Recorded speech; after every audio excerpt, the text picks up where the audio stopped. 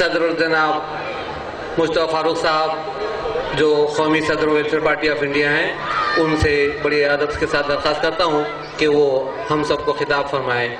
इसके बाद प्रोग्राम का अख्ताम होगा शुक्रिया के साथ, और उसके बाद जामा मस्जिद में नमाज का इंतजाम भी इंशाल्लाह होगा। जिंदाबाद जिंदाबाद वेलफेयर पार्टी जिंदाबाद, जिंदाबाद जिंदाबाद वेलफेयर पार्टी जिंदाबाद। हमारा कायद कैसा हो, मुस्तफा फारूक जैसा हो, हमारा कायद कैसा हो, मुस्तफा फारूक जैसा हो। जिंदाबाद जिंदाबाद वेलफेयर पार्टी जिंदाबाद, जिंदाबाद जिंदाबाद। वेलफेयर पार्टी जिंदाबाद। बिस्मिल्लाहिर्रहमानिर्रहीम। स्टेज पर विराजमान बहुत ही रेस्पेक्टफुल ऑनरेबल हस्तियां, जिनमें प्रकाश जी हैं। प्रकाश अम्बेडकर जी ने हमेशा हमें अपने छोटे भाई की तरह रखा है और हमेशा मशवरे और ताउन से नवाजते रहते हैं। उसी तरीके से इस प्रोग्राम के दूसरे मौजूद शरीक मेरे बड़े भाई शबीर अंसारी साहब हैं, जिन्होंने हमेशा बिला तकल्लुफ़ मोहब्बत दी है। और आज के खुसूसी मेहमान हमारे ब्रिगेडियर सुधीर सावंत जी हैं, बालाजी शिंदे साहब हैं, और पार्टी की नेशनल लीडरशिप में मैडम ललिता नायक जी हैं, जिनकी सादगी, जिनका कमिटमेंट हमको मोटिवेशन देता है। वहीं डॉक्टर इलियास साहब हैं, तस्लीम रहमानी साहब हैं, आंध्रा से तशरीफ लाए मलिक मोतसिम साहब उनके साथी, और महाराष्ट्र की पूरी स्टेट की क़ियादत। मैं सबके नाम लेकर उनकी अजर को कम नहीं करना चाहता, लेकिन सबसे ज़्यादा मैं शुक्रगुजार हूँ अपनी बहनों का, उन ख़वातीन का, कि ऐन धूप में अपने हिजाब के साथ उन्होंने हमारी हिम्मत अफजाई की है, और उसी तरीके से अपने बुज़ुर्गों का, साथियों का, जो यहाँ उन्होंने धूप में दिन गुजारा है। ये खुद इस बात की निशानी है कि वेलफेयर पार्टी के लिए लोग जमा हुए हैं। वो रोजी के रोजगार नहीं है कि कुछ दे दिलाकर लाए गए लोग, बल्कि वो लोग हैं अब जो अपने जज्बे के साथ आए, अपने कमिटमेंट के साथ आए, अपने हौसले के साथ आए। और ये पार्टी का बेसिक कैडर है और होगा, जो इस परिवर्तन के, इस तब्दीली के, इस इनकलाब के, इस संघर्ष का वो साजो सामान करेगा कि इसकी एक एक ईंट हमारे खान शमीम खान साहब के तराने के मुताबिक सिर्फ दीवार नहीं बल्कि भारत का निर्माण करेगी।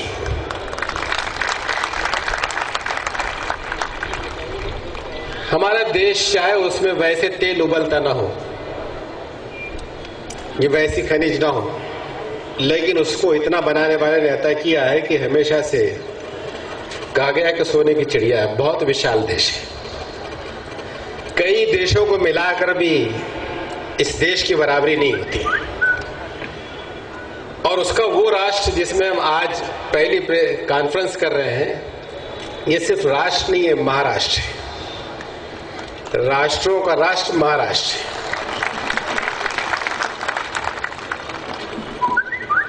और जहां हम ये प्रोग्राम कर रहे हैं, जहां वेलफेयर पार्टी की सोच, उसका जिक्र हमारे साथियों ने किया है कि इस विशाल देश की, इस विशाल लोकतंत्र में, बावजूद ये कि इसके एक माहौल काबिल लिहाज संविधान के, बदकिस्मती ये है कि 66 साल गुजार कर भी ये लोकतंत्र लोक का नहीं हो सका, ये जमहूरियत जनता की नहीं हो सकी।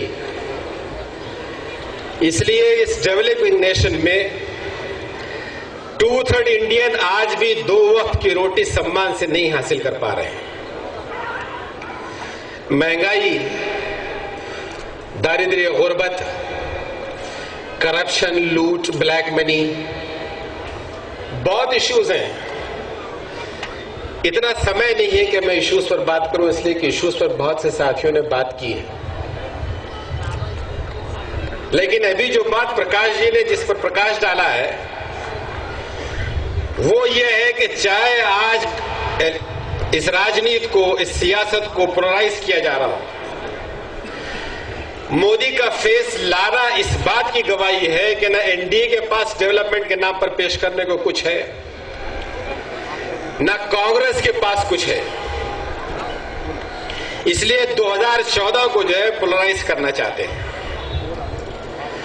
और इसी पोलराइजेशन के कंसेप्ट से निकलकर जो रीजनल पार्टियां खड़ी हुई हैं, तो ये 1000 कोशिश कर लें, लेकिन जो लोग जानते हैं, जैसा कि प्रकाश जी ने बात कही, ये नहीं बना सकेंगे हुकूमत, चाहे मोदी की कितनी जनरेशन ये पैदा कर ले जाए। जिंदाबाद जिंदाबाद, पीपल्स पार्टी जिंदाबाद, अमीर को, इनकलाब को आवाज दो, आवाज दो। यहां दोनों ही पार्टियां, दोनों अलायंसेस इस बात को साबित कर चुकी हैं कि पूंजीपतियों की सेवा के लिए यहां का लोकतंत्र हाईजैक्ट है और एमएनसीज अमेरिका और इजराइल के आगे ये अपनी मंशा की हुकूमत नहीं बना सकता। इसलिए शाइनिंग इंडिया वो चंद % के लिए है। 2/3 जो है उनके हिस्से में जो चीज आई है वो भीख का कटोरा है, गुर्बत है। और इस गुर्बत में तन्हा मुसलमान नहीं है, 2/3 इंडियन है जो मजलूमियत का शिकार है, इस शोषण का, इस इस्तेसाल का शिकार है। ये तो मुसलमान समाज की बदकिस्मती है, हमारी खुशनसीबी है कि इस मुल्क की तकसीम का बोझ सबसे ज्यादा किसी पर डाला गया तो मुसलमानों पर डाला गया। हम समझते हैं कि तकसीम कराने वाले ये फिरका परस्ते थे, ये सांप्रदायिक शक्तियां थी, ये कांग्रेस थी। इतना समय नहीं है कि हम इतिहास में जाएं, लेकिन हम बहुत साफ कहना चाहते हैं कि अगर भारत अखंड होता तो मुसलमानों की दुर्दशा नहीं होती। इस पूरे भारत में मुसलमानों की अगर स्ट्रेंथ होती तो 40-45% होती। किसी की मजाल थी कि इसको निगलेक्ट करता, लेकिन इश्यू मुसलमानों का नहीं है, इश्यू लोकतंत्र का है, इश्यू संविधान का है, संविधान के आदर का है। आप कितनी अच्छी बातें लिखिए, सोने की तहरीर से लिखिए, लेकिन आप क्या जवाब देंगे कि 48 एमपीज में महाराष्ट्र में एक एमपी जो है 11% आबादी का नहीं है? कोई जवाब है इनके पास? ये किसी बात का उसूली जवाब नहीं दे सकते, लेकिन बात सिर्फ इस पर कंसंट्रेट करते हुए अपनी बात को समेटना चाहूंगा और इसको मैं अपने दूसरे सभी भाइयों से इस रिक्वेस्ट के साथ करूंगा कि आज जो समाज जमा है वो मुस्लिम समाज है और लोगों ने एड्रेस करने में उसको मलूज भी रखा है। शब्बीर भाई ने कई बात, सुधीर साहब ने बात कही, प्रकाश जी ने बात कही। शर्म आती है, दिल रोता है जब कोई आपसे कहता है कि डरो नहीं, खौफ मत खाओ, संघर्ष के लिए खड़े रहो। किनसे कहा जा रहा है? जिनके आका ने उनसे कहा था कि ईमान और बुज़दिली एक जगह जमा नहीं हो सकते। इस नजरिए के हामिल लोगों ने जब सरेंडर कर दिया, उनका तस्वुर, उनका नजरिया मखदूश हो गया। बहुत तफसील में नहीं जाता, सिंपली एक रेफरेंस दूंगा सिर्फ आपकी हिस्ट्री से, आपकी ताबनाक हिस्ट्री से, आपकी बुनियादों से, मेरी बुनियादों से। हमारे मौरखीन ने बैत उक़बा की पहली बैत को बैतुन निसा कहा है। मैं ये बात इस सियाक में रख रहा हूं प्रकाश जी के सब संघर्ष के लिए अगर ये तैयार नहीं होंगे तो कौन तैयार होगा? और मुसलमान कहते हैं खुद को। सवाल यह है कि पहली बैत को जो नाम दिया है मौरखीन ने, बैतुन निसा का दिया है, जब इस बात की बैत ली गई थी कि तुम शिरक नहीं करोगे, चोरी नहीं करोगे, जिना नहीं करोगे, कत्ल नहीं करोगे, मेरी इताअत करोगे, इबादत करोगे। इतनी सोच, इसको औरतों की बैत कहा गया। और जब दूसरी बैत हुई, वो बैत आपके संघर्ष को दावत देती है। वो बैत मेरे आका ने जब ली तो लोगों ने उसी वक्त मुतनब्बे किया,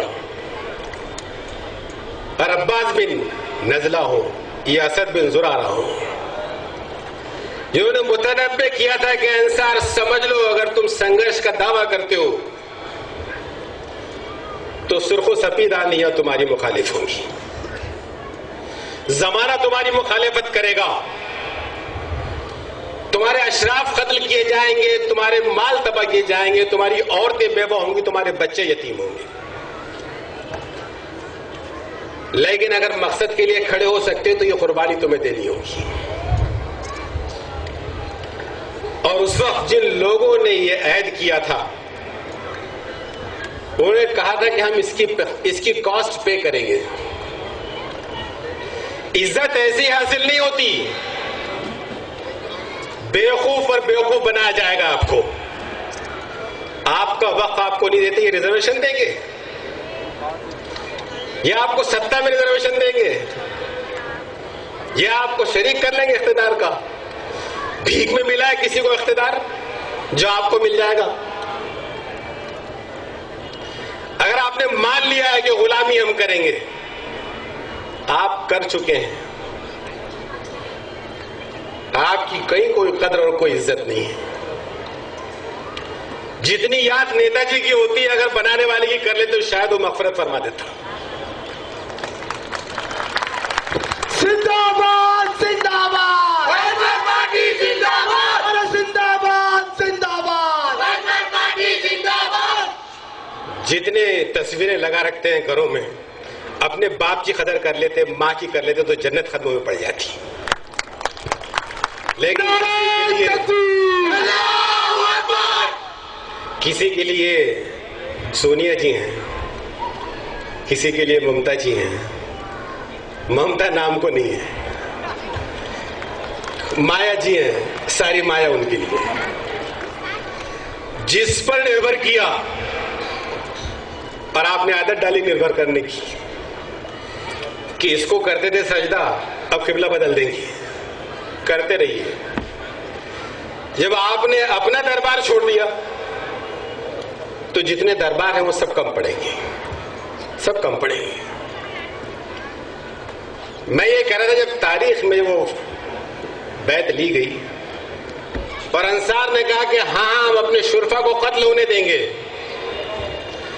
जब उन्होंने कमिटमेंट दिया, जब जम गए, तो तारीख की इस बात की गवाह है कि जो हौसले से खड़े होते हैं ना, फिर उनको आसानी से टाला नहीं जा सकता, फिर उनका कोई बिगाड़ नहीं सका। फिर वो बहुत कम थे, लेकिन फिर उनके आगे कोई ठहर नहीं सका। अंसार ने कहा था, मोहम्मद सल्लल्लाहु अलैहि वसल्लम, अगर तुमको गलबा हो जाए तो क्या तुम अपने वतन में लौट जाओगे? मेरे आका ने कहा था कि जो लोग वफादारी करेंगे, जो संघर्ष से अपनी हैसियत मनवा लेंगे, कहा था कि जहां तुम्हारा खून गिरेगा वहां मेरा खून गिरेगा, जहां तुम्हारी हुर्मत होगी वहां मेरी हुर्मत होगी। अब तुम्हारी जिंदगी मेरी जिंदगी है।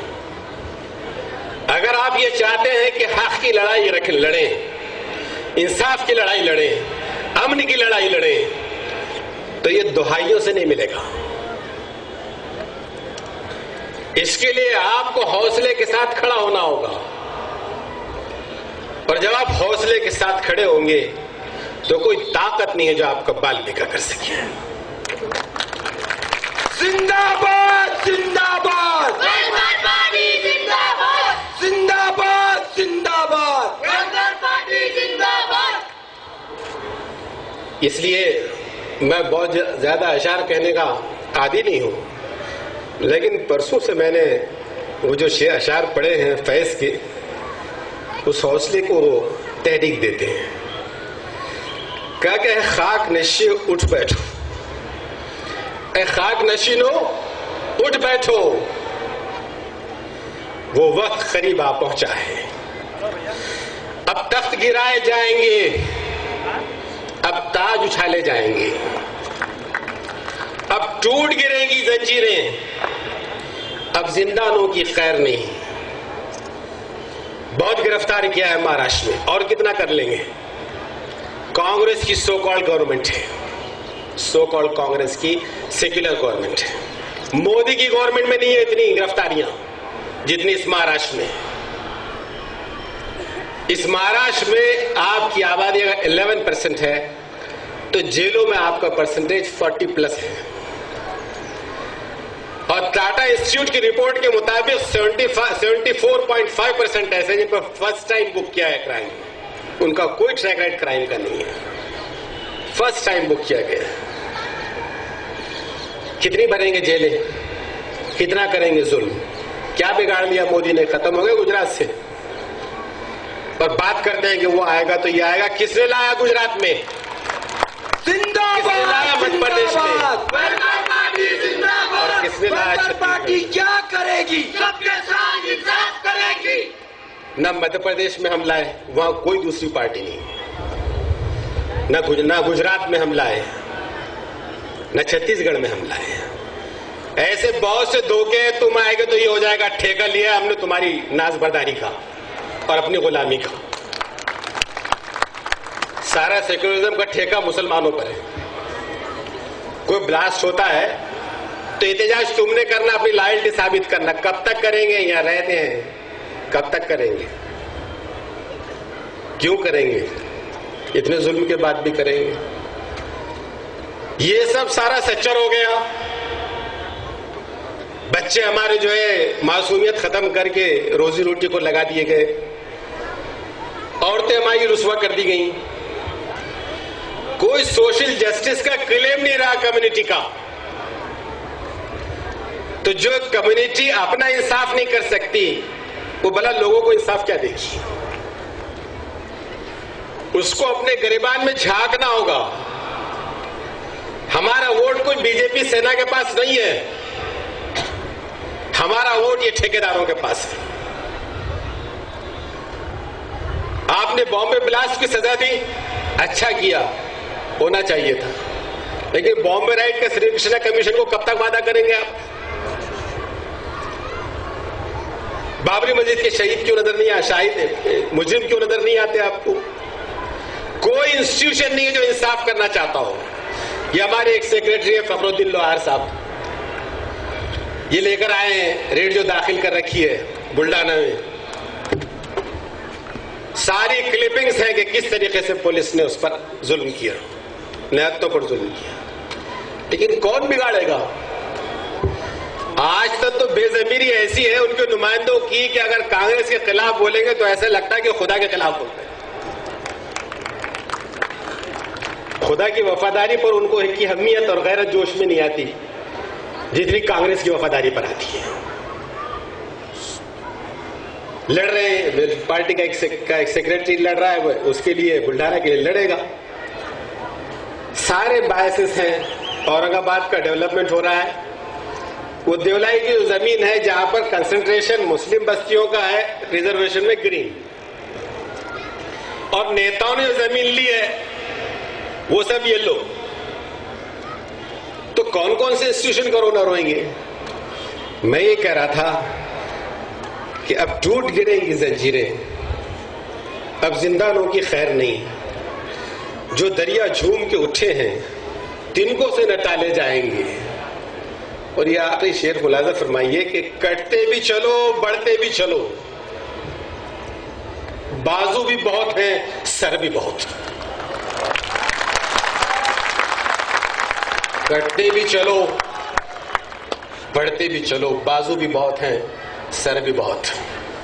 कितने काटने हैं काट लो, कितना गुजरात करते कितना नीली करते देख चुके देख लेंगे। कटते भी चलो बढ़ते भी चलो, बाजू भी बहुत हैं सर भी बहुत। चलते भी चलो कि अब डेरे मंजिल ही पे डाले जाएंगे। इसलिए आज की सिर्फ इतनी दरखास्त के साथ कि इसको सोकॉल्ड पॉलिटिक्स का मंजरनामा मत समझिए, बल्कि उस संघर्ष का आगाज समझिए जिससे कि आप ना सिर्फ अपना तहफ्फुज करेंगे, अपने बच्चों का तहफ्फुज करेंगे। एक एक चार्जशीट जो है हजारों पेजेस में है। हिमायत बेग मासूम फांसी की सजा है, और यहां पर औरंगाबाद असला जब्ती का केस सारा जमाने के सामने है। तो कितनी फाइलें खोलेंगे, कितना रोना रोएंगे। सवाल तो सिर्फ यह है कि अगर जमा हुए हैं तो हौसले के साथ लड़ाई के लिए जमा हुई है, और ये लड़ाई वोट की लड़ाई है। ये लड़ाई कोई तलवार की और बंदूक की नहीं है। अगर आपने अपना वोट कंसोलिडेट कर लिया, पॉलिटिक्स की ये जरूरत समझिए या कंपल्शन समझिए, जिसके पास अपना वोट है जिस दिन आपने अपना वोट जमा कर लिया तो बालाजी शिंदे साहब हमारे साथ हैं, प्रकाश जी हमारे साथ हैं, सुधीर सावंत जी हमारे साथ हैं। जब आप अपना स्टेक लाएंगे ना, तब लोग आपके साथ मामला करेंगे। और फिर उस वक्त जो पॉलिटिक्स होगी तो जाहिर है कि वो किसी एक समाज की नहीं होगी, बल्कि वो महरूम समाज की होगी, इंसाफ की होगी, अमन की होगी, तहफ्फुज की होगी। और ये कंसोलिडेशन अगर हमने किया तो हमें तो महाराष्ट्र का ये संघर्ष कंपैरेटिवली बहुत आसान लगता है। इस मायने में आसान लगता है कि टोटल वोट का परसेंटेज अगर कम्युनिटी का ही ले लिया जाए तो अगर वो 11% का प्रोपोर्शनेटली होता है, उसका 4 आना भी हम ये जोन में नहीं है कि हम आए तो सारी कम्युनिटी आ जाएगी। आएगी, वक्त के साथ आएगी, लेकिन इतनी जरूर आएगी जिसका जमीर जिंदा है, जो जज्बात किनारों बहने की आदि नहीं है, तहम्मुल से सोचती है। जो लोग जज्बात को खरीदते हैं वो जमीर को बेचते हैं। वो लोग अगर तिजारत करते हैं मिल्लत की तो वो किया करें, सबके लिए मौके हैं। लेकिन हमारी अपील उन जिंदा जमीरों से है जो जहन से सोचते हैं और कल्ब की सलामती रखते हैं। ऐसा अगर 4 आना वोट भी हमने जमा किया तो टोटल वोट का 3 से 4% होगा। अगर हमने 3% जमा कर लिया तो ये जो है ना, इनका संतुलन बिगाड़ देंगे हम। आसान नहीं होगा कांग्रेस का आना महाराष्ट्र में भी, और पहली मर्तबा संतुलन बिगाड़ेंगे ना तो फिर ये सब मिलकर संतुलन बनाएंगे। जिंदाबाद जिंदाबाद, वर्कर पार्टी जिंदाबाद। सरकारी गुलाम सरकार की बात करेगा, हमारा खैर हमारी बात करेगा। जिंदाबाद जिंदाबाद, वर्कर पार्टी जिंदाबाद। इसलिए बस इसी एहसास के साथ कि हम जमा होंगे, हौसले के साथ जमा होंगे इंशाल्लाह, और इस वजाहत के साथ जमा होंगे कि हम कभी कम्युनल नहीं हो सकते। जो लोग दीन का थोड़ा सा भी सेंस रखते हैं, इस्लाम का सेंस रखते हैं, वो कम्युनल नहीं हो सकते। उनके दीन का नफ्स होगा और वो कम्युनल होंगे। इसलिए कि जो लोग आदम की औलाद में यकीन रखते हैं तो अपनी बेटियों का, अपने भाइयों का आदर नहीं करेंगे तो किसका करेंगे। एक एसपी के दौर में अगर आपका मुजफ्फरनगर होता है तो ठीक है, वक्फे वक्फे से चाहे गुजरात हुआ हो, चाहे भागलपुर हुआ हो, कुछ हुआ हो, उसमें तकलीफ होती ना, मुसलमानों के साथ इतना हुआ, इतनी बेटियों के साथ ये हुआ। साल भर के रिकॉर्ड देख लीजिए, एससी स्कोर रिजर्वेशन के बावजूद, कानूनी तहफ़्फ़ुज़ के बावजूद, जो रिकॉग्निशन नहीं होने की वजह से साल भर में जितना दलित की बेटी पर रेप होता है उतना आपकी 5 साल में मुस्लिम समाज की बेटी पर नहीं होता। लेकिन वो रोज होता है। वो बेटी मेरी बेटी है, वो बहन मेरी बहन है। और इस सोच के साथ अगर आप आएंगे तो आपसे ज्यादा मुनसिफ कोई नहीं। इसलिए इसी एहसास के साथ और इसी अपील के साथ कि अगर आप कन्विंस्ड हैं, और आप यकीनन कन्विंस हैं, वरना आप यहां क्यों आते हैं, तो जो लोग कन्विंस हैं अब इस सोच को एक मूवमेंट की शक्ल दीजिए, एक संघर्ष की शक्ल दीजिए, एक तहरीक की शक्ल दीजिए। खुद ऑर्गेनाइज होइए, इसको मैसिव इसकी मेंबर साजी कीजिए। अगर आपने अपने आप को संगठित किया तो आपने अपने मुस्तकबिल को महफूज किया। इस मुल्क को आप अमन देंगे, इस मुल्क को आप शांति देंगे, इस मुल्क को आप इंसाफ देंगे और खुद भी इसमें रहेंगे। इसलिए इसी एहसास के बाद, इसी उम्मीद के साथ कि आप इसको खड़ा करेंगे, आखिर में फिर एक शेर का सहारा लेते हैं कि बहरहाल हमें मख्तल से गुजरना होगा, बहरहाल हमें मख्तल से गुजरना होगा, बच गए हम तो किसी और को मरना होगा। अपनी नस्लों को बचाने के लिए, अपनी नस्लों को तबाही से बचाने के लिए जो भी करना है बस हम ही को करना होगा। शुक्रिया, खुदा हाफिज़। जिंदाबाद जिंदाबाद, वेलफेयर पार्टी जिंदाबाद। हमारा कायद कैसा हो, मुश्तबा खान हजरात, हमारा कायद कैसा हो, जैसा कि आप जानते हैं, सालारे मिल्लत तेरे मैं प्रोग्राम के इख्तिताम के ऐलान से पहले और शुक्रिया से पहले एक बात के लिए माजरत चाहता हूं कि स्टेज पर बहुत सारे मुखर्रिरीन मौजूद थे, लेकिन हम उनको वक्त नहीं दे सके। उसके लिए मैं तमाम मुखर्रिरीन से और तमाम हाजरीन से माजरत चाहता हूं और इसके बाद शुक्रिया की रस्म अदा की जाएगी और फिर प्रोग्राम खत्म हो जाएगा। और आप लोगों से दरखास्त है कि जो छतरियां वहां पर अवेलेबल है वो आप उसको खरीद कर वेलफेयर पार्टी का एक यादगार अपने साथ लेके जाइए। वेलफेयर पार्टी की यादगार है, ये आपके साथ हमेशा रहेगी। और जो लोग डोनेशन देना चाहते हैं वो लोग भी दिल खोलकर अपना डोनेशन दें। मैं सलीम सिद्दीकी साहब से दरखास्त करता हूं कि वो शुक्रिया का ऐलान करें।